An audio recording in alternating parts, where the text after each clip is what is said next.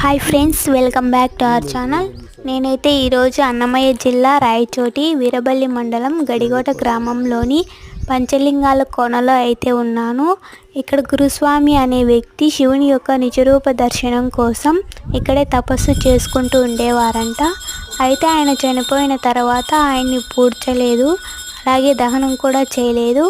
ఆయన యొక్క అస్థికల్ని ఒక బాక్స్లో పెట్టి ఇప్పటికీ కూడా ఇక్కడి ప్రజలు వాటిని పూజిస్తూ ఉన్నారు. చూస్తున్నారు కదా, ఇవే పంచలింగాలు. ఇవి ఉండడం వల్ల దీనికి పంచలింగాల కోన అని పేరు వచ్చిందట.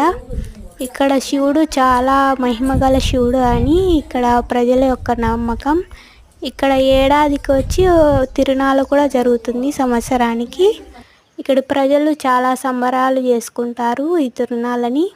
చూస్తున్నారు కదా, ఆ పెట్టెలోని ఆయన యొక్క అస్థికల్ని పెట్టారు. ఇక్కడ నుంచి వ్యూ చాలా